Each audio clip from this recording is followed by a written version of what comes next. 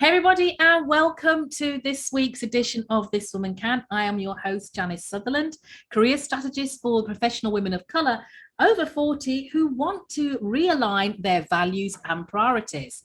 Now, my guest this week is from across the big pond, but with the Caribbean roots. My guest is Asha Prower, and she describes herself as having a portfolio career. She's a qualified project and program manager with a degree in tourism management from the University of Hertfordshire and 18 years of experience in the tourism and aviation industry. Whilst over the past few years, Asha has also developed a property investment business with her husband, and most recently has launched a new UK candle business, Flick, which is where I got to find out about her. She was also finalist in the UK's Everywoman Travel Awards, and Asha is a strong advocate for entrepreneurship and using your 9 to 5 to grow your own business. Proud of her Caribbean heritage, having grown up in the St. Vincent and the Grenadines, Asha also used her platform to advocate for better representation of women, of people, should I say, of colour at all levels of corporate organisations. Hi, Asha, and welcome to This Woman Can. Thank you so much for having me. I'm really excited to be here. Fantastic. So glad you could join us. So we were waxing lyrical off air. So I want to get right back into what we were talking about. But for our listeners and our viewers, tell us a little bit about your journey, where you got to where you are today, because you're in the UK currently. Yes. So tell us a little bit about your journey and how you got to where you are. Sure. So I think I'll start by saying, so I was born in the UK. But my parents, when I was 8, my parents wanted my brother and I to be educated in the Caribbean. And so we lived in St. Vincent and the Grenadines, where my parents grew up. We lived there for 12 years, and it was a fantastic experience for me. And it was always the intention that I would return to the UK and I would go to university because, with our parents, education is the key. You will get that degree. So I returned to the UK. And, realized, what, I've got to save a lot of money if I want to go to university. Yeah. So I started my first job in travel, working as a reservation agent. So that person at the end of the phone that would say, hello, how can I help you? That was me. So I did that for like 3 years and, saved enough money that I'd be able to, go to university. And I remember at the end of that 3 years, I went to my boss and said, I want to go to university. I've been here full time for 3 years. Can I consider part-time so I can attend uni? Yeah. And I remember she said, that's not going to be possible. So for me, education was more important. So I said goodbye to that job. And I did a few jobs while I was at uni studying tourism management at the University of Hertfordshire. And then once I got my degree, I continued in the aviation field, working for an airline, and I did a number of different jobs, moving up in the kind of career space, and I learned so much. And after doing that, I got to the point where I thought, I want more than just working for a corporate. I want to do more than. I felt like I had to change myself if I wanted to succeed in the corporate world. I couldn't be authentic. I couldn't be myself. And there was a time when I was probably happy to do that. Right. But it got harder. Yeah. And it was only the last 3 or 4 years that I thought, right, no, I need to change my life. I want to do something for me. I want to take control of my career. And we started by setting up the property buy-to-let business that I have with my husband now. And we have a number of different buy-to-let properties across the UK, which generates a passive income. So it gives me a lot more flexibility. And then last year when COVID hit, I thought, okay, right, what are we going to do? What are we going to do now? Work in aviation. Aviation's been battered. Yes. Yeah. So what are we going to do? And so many of my friends had lost their jobs as a result of the pandemic. And I think for me, sorry just wasn't good enough to say to them. And I thought, candle and a message, it's a good pairing. So that's where candle business Flick came from. And we started it last year. And so my career has really been, working in the corporate world and then migrating to setting up my own businesses. So I Yeah. would describe myself as having a portfolio career, Yeah. one in which I can still have that 9 to 5, but flexible working, Right, because I right. have two other businesses that I focus on. Yeah. So let me just take a step back, Ash, and I love that description of what you were doing in your career so far. You talked about not feeling authentic in your career, or having to. I think we talked about off air about almost assimilating. So how did that feeling that, you know, it was time for something different, or a time for a change, how did that manifest itself to you? I think when I was in this particular role a few years ago, it was heavily focused. Progression was heavily focused on networking. Right. And it was so much so where the people that you needed to network with in order to progress, you needed to know your numbers when it came to football. And do you know what? I'm not great at football. I'm not really a fan. But when you've got to memorize football scores to hold a conversation with the people you need to network with, that's too much. When you have to overthink constantly what you're saying and how you're saying it, because it's not the real you, that's when, to me, that's a trigger point. And it just got to the point where I'm like, right, I'm giving up too much of myself. And is this really worth it?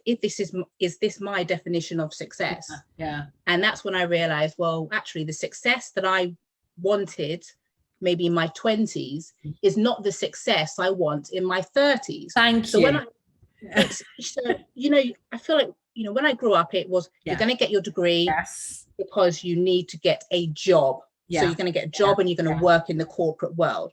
And that's what I was aiming for in my 20s. And then when I got to my 30s, I was like, no, that's success. It's not what I want. I want the right work-life balance. But I don't want to be beholden to just working in a corporate organization. I want my own businesses. And if I still want to work in the corporate organization, I can. But that's gonna fund my businesses. That's gonna build my castle. And that's where the change just happened. So, so from what I'm hearing, what you said there, without trying to stereotype the people that you were talking to, sounds like it's a very male dominated environment. It was. And I've lost my train of thought. I was going to say something else there when you talked about it. I lost it. It was, no, while you're thinking, I'll say to you, so there was one occasion where, I worked in the construction for a period of time. And I was wearing, you have to wear those big heavy boots. And I remember a guy coming up to me saying, shouldn't those be pink? And I thought to myself, do you know what? If I wasn't working right now, I know exactly what I would have said to you. So you have all of these different experiences. And then you realize, well, actually, either I can accept those experiences or I can think, do you know what? I'm going to try something different. Because I knew what it was going to. So basically, you had to become one of the lads, as the English say. And and that's almost like, I don't want to say leaving your femininity at the door, because I think back for me, when I was in those situations, we had the big shoulder pads and the power suits and stuff like that to show, we weren't, to mask our femininity. And I'm not, nothing wrong with pink. Pink is my brand color. I love pink. I think pink has power. But like you say, you're almost losing part of who you are. Your style is one of the things that stopped me becoming originally when I was approached to be CEO. And the fact I thought I'd have to leave a piece of me behind. And those parts are actually what make you successful. So absolutely. And I think also I'm a really strong advocate that I want to see diversity at all levels. And when you work in departments and you don't have that diversity, or it's all white, which you typically see sometimes in large corporates. Your culture, like, I feel like sometimes you suppress your culture, or for me, with a Caribbean background, you suppress it. You do because they it's like having those t-shirts, the black thing you wouldn't understand, it's the Exactly. And, I mean, I'm just going to be real and honest and authentic on this podcast. I would leave work and I would have my reggae music playing or my dance hall. As soon as I got into that car park, that went way down low. Yeah. No, I understand. Totally understand. And, for listeners out there, it's like, it seems trivial and minor, but it actually is giving up a whole lot of who you are, because you feel like you have to explain who you are. And then there's also, and we talk about biases, for women, we talk about having unconscious biases as being a woman. But as you get older, a couple more, because you have the unconscious biases of being Black, being a person of color. Then you have the unconscious biases of being a little bit older sometimes as well. So all those come into play, and they do have a huge impact on who you are and how you operate on a day-to-day basis. So I can totally understand, the challenge, the internal struggle. It was real, wanting to be who you are. So Asha, in all those transitions, the transformations you've been through, what would you say has been the biggest challenge you've had to face? I think for me, it's been my confidence. Okay. And I think over the years, I've always suffered from a lack of confidence. I've always questioned myself, where I constantly overthink. And even in the roles I've taken, people have said, Asha, you can do this, you can do this. And I'll go in and I'll do it. Yeah. But deep down, I'm thinking, no, I can't do it. I surely can't do it. This is not me. Yeah. And that, as you said, that internal struggle, it just creates undue stress. Yeah. And I think it came to, last year, I realized I really need to do something about this. Right. Particularly as I'm, creating my own business. I need to sort this out. And I remember I went to a hypnotherapist for, I think I had for phobia. And we spoke about lack of confidence, and she gave me some breathing techniques. Right. And that really, really helped me. Yeah. And I've continued that, and it's getting better, but recognizing that, I'm, lack of confidence is a real challenge for me. Right. And does it just, I'm glad you found a way to overcome it. That's great. Does it come up at certain times, or is it just with you in general, just sitting on your shoulder? I think when I'm working in the corporate world, whenever you've got that big presentation in front of the board, that is it. And being really frank, for me as a Black woman, when you are standing up in front of the board, and it's all white males, I must admit, the first thing that goes through my head is, I'm the only Black person in here.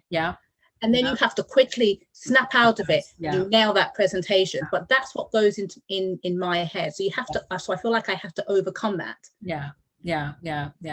It's the old pale, male, and stale. The room is full of it. Yeah. So been there many, many times. So I understand. So on this next reinvention, you're going into another business. You've made this. You start to make this transition. What do you wish you had known more of when you embarked on this next stage?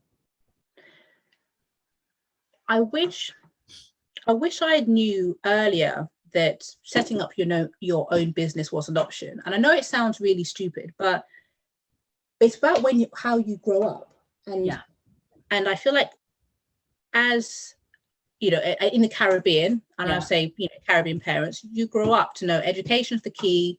You get your degree to get a job, not necessarily the mindset of you're going to get a degree because you're going to invest in a skill that corporate organizations are going to want, and they're going to pay you your worth. Right. But you can set up your business as well. So I almost wish my mindset was different a lot earlier on, and I had thought about setting up my business earlier, as opposed to, I'm going to get that degree because I'm going to go into the corporate world straight away, and that's going to be it. Yeah. And I think, but again, we were talking again, that's the measure of success for our parents, because as Black women, we have various measures, and definitely children of immigrants, you know, our parents' success is often measured by the success of who we are, of how successful we are. So to go along to your parents, say, I'm giving up all the years I've learned at university, the big job, and I'm going to set up my own, that's fraught with, you know, some challenges and risks and no steady income, and they're kind of giving you the double take as to say, that's not what I sent to school for. Yeah, absolutely. And you know, and it's really weird for me, because my mum was is a businesswoman. She's an entrepreneur. She's a dressmaker. So I never, over the course of my educational period, I never once thought, well, why didn't I set up my own business? Because my mum did it. No, it was always, you get that degree and you get that job. But I wish I'd known that earlier. But I think looking at that, it's from a parent's perspective, it's about giving them the opportunities you probably never had. Absolutely. So I kind of had that attitude with my own children, because I didn't go to university as soon as I left school. I did it as a mature student with 2 children and divorced, later down the line. But it was really nice to see my boys now step in to say, like, I'm going to university. It was nice to see that next transition. So I totally understand from the parents' view. We always want more, better than what we had. Absolutely. And I think for me, one of the best gifts that my parents gave me was me being educated in St. Vincent, because I got to see the best of both worlds. I understood, you learn the value of things and you learn the value of money when you're raised in the Caribbean. And actually, I feel like it gives you a thick skin, because, I was, being born in the UK, I remember I lived in a village, and I was I think my brother and I were like the only Black people in the school. Yeah. So when I then moved to St. Vincent, I was like, oh my goodness, everybody looks like me. And you know what, when you're in the schoolyard, you better know, you better be thick skinned, because, kids say things, and, you got to, you either take it or you give it right back. And to me, that thick skin, I've carried straight into my roles in the corporate world, and it's made me who I am. So I love being raised in the Caribbean. Fabulous. So Asha, what do you think you would fear most? Sorry, what regrets would you have, do you think, if you didn't go for it, if you didn't make that transition, make that change?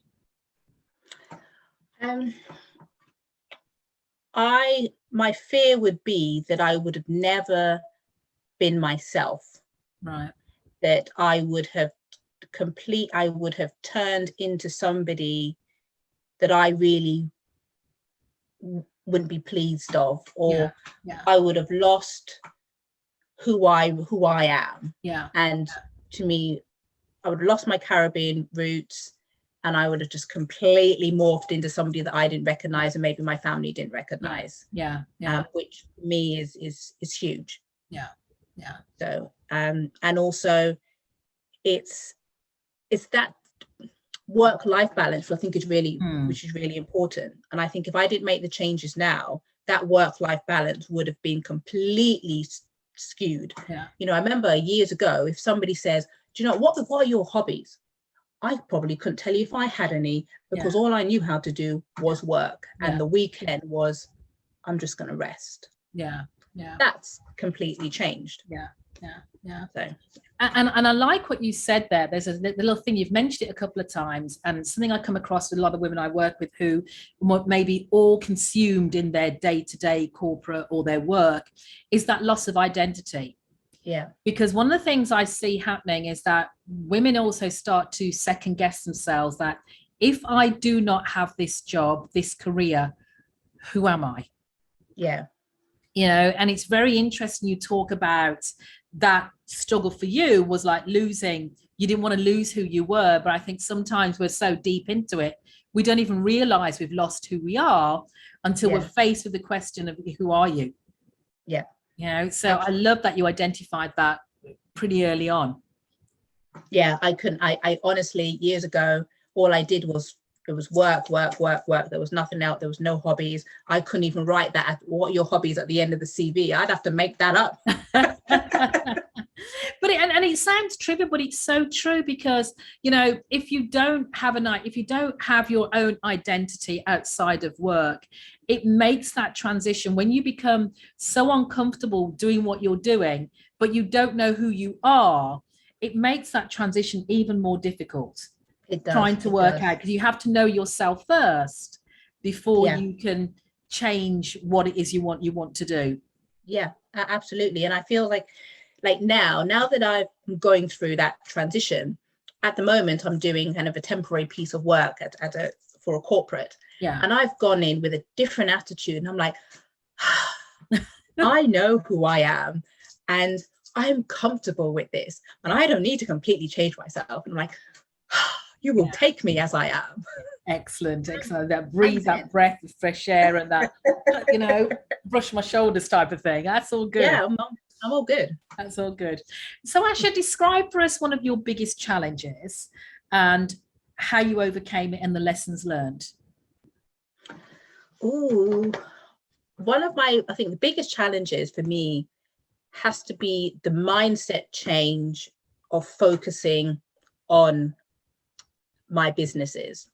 So, and I said in the beginning, I consider myself to have a portfolio career. Yeah. So I've got my businesses, but I also have not forgotten the corporate world. Yeah. And I can flex my time between how much time I give to a corporate job and my own businesses. Now, a lot of people would call the businesses that I have side businesses. Right. Yes. But I don't call them side businesses, because to me, if you call them side businesses, then the money you earn from that is pocket change. So you don't treat it, you don't grow it. Yeah. And when you work in the corporate industry for a long time, and then I think you go into a corporate and you have a portfolio career, it's hard to shift that mindset of, I've got to focus on my businesses, and the corporate has got to literally help to grow those two. Yeah. To me, my challenge was making sure that the corporate roles I was taking on is not completely taking over and my businesses are suffering. My mindset needs to be, the corporates grow my businesses. Right. That's how it, not they're just side businesses and I'm going to give completely everything I've got at the expense of the business. That, to me, that mindset change is my biggest challenge. And how I overcome that, I time box things. So I want to give everything. I give everything 150%. Yeah. But there's a time and a place. So I'm not going to be checking emails at 10, 11 o'clock at night. No, that stops. Yeah. You know, so yeah, it's setting boundaries. Yeah. I was going to say, the thing that came to my head when you said that, it's having the 9 to 5 and then there's the side businesses is a very Caribbean mentality. And I didn't realize how much of a mentality it was till I moved out here. And I would find so many people always had a full-time job and a side business. And I'm like, I could never get my head around that. And I always had this challenge about how do you, for me, I was the corporate boss. Yeah. So how are you giving me your 100% if you're focused on your side business? Now, I can understand when you said you compartmentalize it.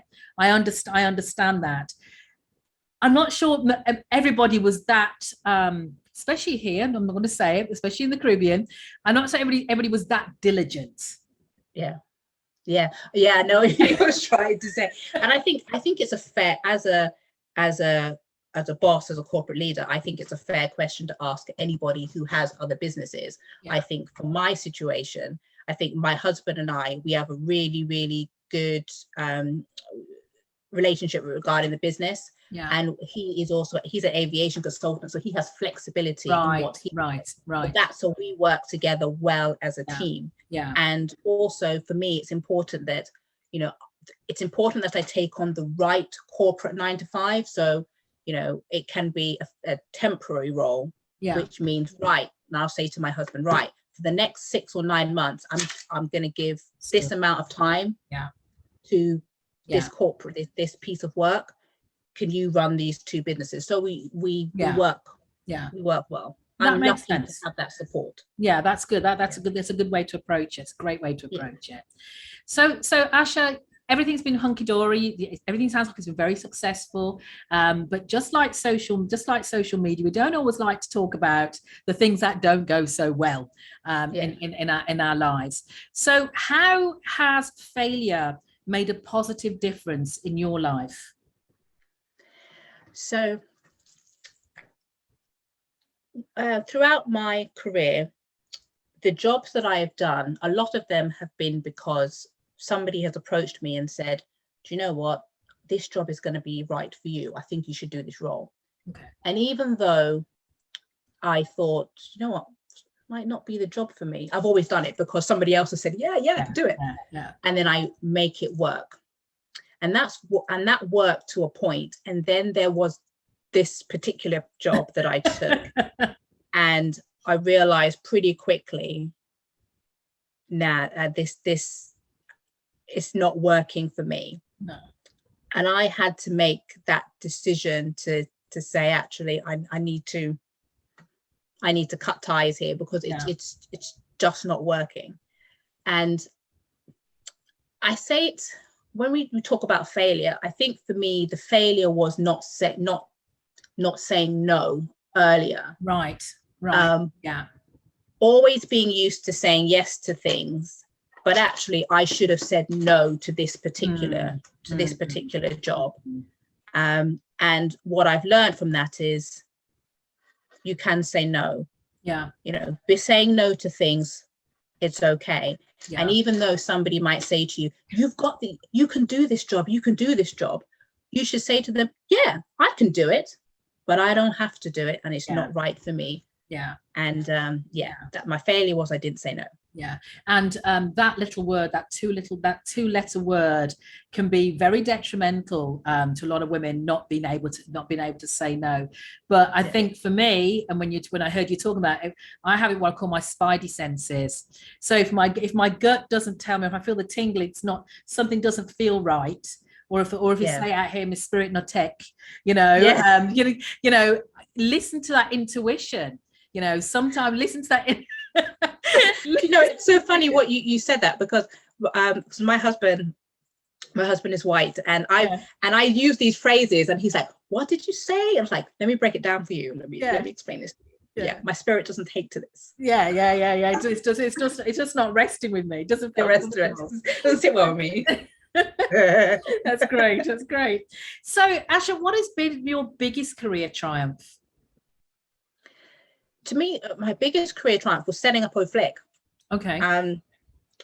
For a few years, I would drive to work and think, I want to set up my own business and I don't know what to do. I want to do this. And when the idea came to me last year, it just made sense. And we've been, O'Flick has been going for a year now, and we've been doing really well. Right. And we're getting ready for Christmas. And why that's my biggest kind of triumph is I can be myself. I can, and that means everything to me to be who I want to be. And with O'Flick and the fact that we have our range of message candles, it gives me an outlet to express how I feel. So I've got one candle that says underestimate me at my peril, because that's exactly how I feel.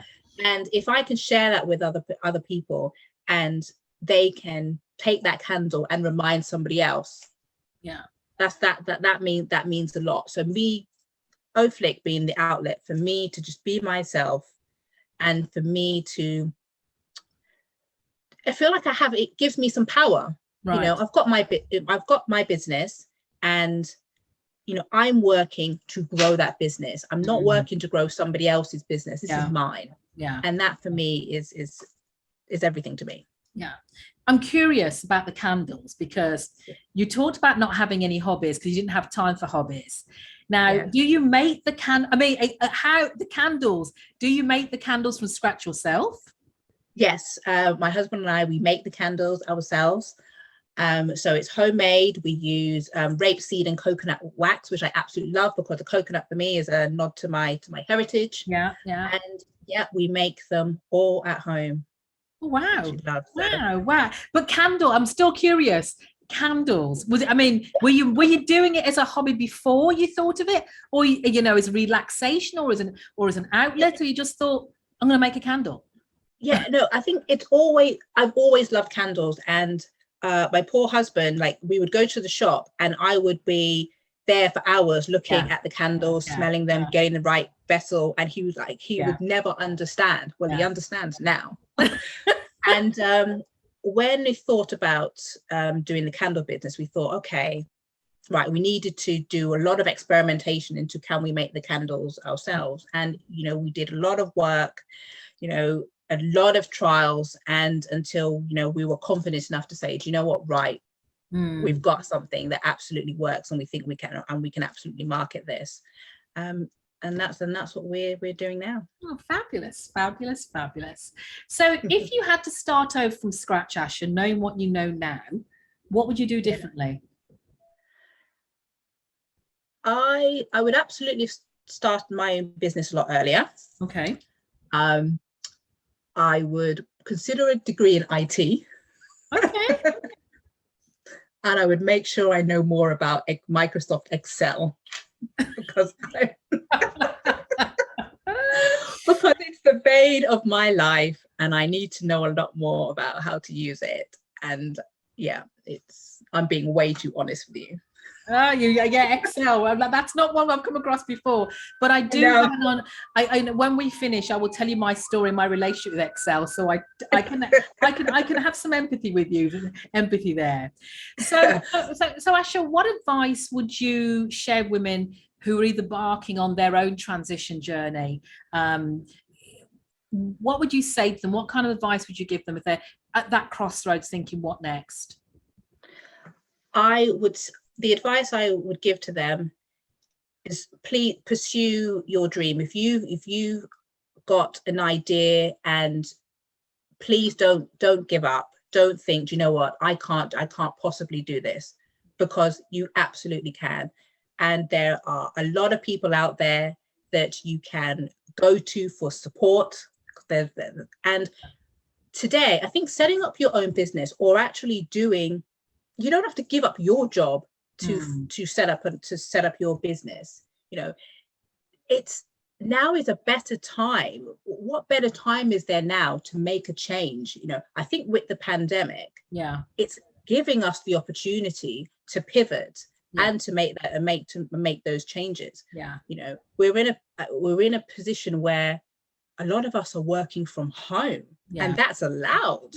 You know, and my advice would be, absolutely see it through. Get in touch with people, reach out, get advice, and whenever there's something in your head saying this is not possible, just breathe and be like, do you know what, I'm sure there's somebody out there who has gone through what you're going through. Let's talk about it. That's great advice. That's great advice. And I love what you talk about, the pandemic allowing people to pivot, because I think a lot of women have found themselves in situations, you know, where they thought, what would people think if I was to do X, Y, Z? And it's almost like we've had permission to say, we don't want to do this anymore. It's acceptable to say that, as opposed to being seen as crazy by giving up your good job and following your passion, or whatever that passion is. You know, it's a played out phrase, but people understand what it means. So I think the climate, the general climate there is more accepting now of women. And I think as women, we're now, as you said, taking that stance. So this is what I want.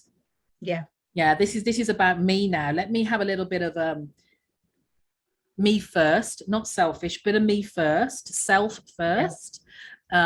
Because I've always put myself on the back burner and always been kind of thinking about everybody else and the actors I do, as opposed to how does that impact me and how do I feel about it? Yeah, absolutely. And I was reading about successful women who had grown their businesses, and I'm not going to name any department names, but they're what I read about women who basically had problems with everyday things, such as, you know, they were trying to decorate their room and they couldn't get a specific color. And in the end, solving that one problem And this woman has a multi-million-pound business just by solving one tiny problem. It's possible. Yeah. Anything's possible. You just got to think outside the box. Absolutely. Just a little bit. So that's great. Coming down to our last couple of questions. So Asha, what 3 things have you learned about yourself during your career? I've got to think. I think 3 things. I'm a fighter. That's the one thing that I've learned. And I think when anyone tells me I can't do something, I'll show you. Yeah. So I've learned how resilient I am. Oh gosh, I think second thing, I would have to say I've learned it's about success. I'm comfortable with my success or my definition of success. Yes. Yeah. You know, if somebody's success is being the CEO of a Fortune 500 company, that's okay. Yeah. If your success is being a teacher and helping to grow the next minds, that's your success, and it's amazing. My success is running my own business and having that work-life balance and having a nice sleep and being able to sleep at night and not think about presentations and numbers. Yeah, totally understand. Yeah. Oh my God, you said 3. I did say 3, so one you're more. You're probably putting me on the spot. Oh God.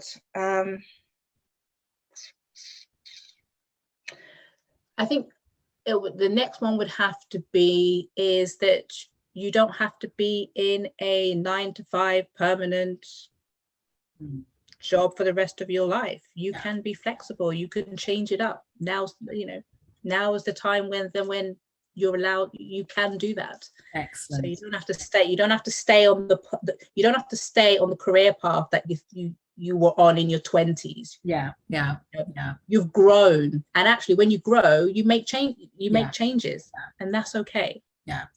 We're evolving. It's evolution. It's natural, and your values that you had in your 20s, if you have the values that you have in your 40s are still the same as you have in your 20s, that tells me you haven't grown.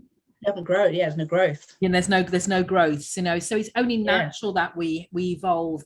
What we were looking for, striving for in that time, that definitely differs. I'm with you. For me, moving out of corporate, I had made a move to slow down, have a different way of life, and I found myself doing the total opposite to what I'd planned to do. So I had to make the decision, someone's got to give, and it wasn't going to be me, because that's what was happening. My body was telling me, if you don't stop, we're going to stop you. I'm going to stop you. So I totally understand that. Now, the last question, or penultimate question, you touched on success, what your success is, but I want to ask you, what does success feel like to you? It feels like I don't have butterflies in my stomach. Okay. It feels my head is clear. It feels like I can have a conversation with you or anyone, and I don't feel like an hour ago I had to write a full-on script and memorize it. It's just natural and I'm not overthinking.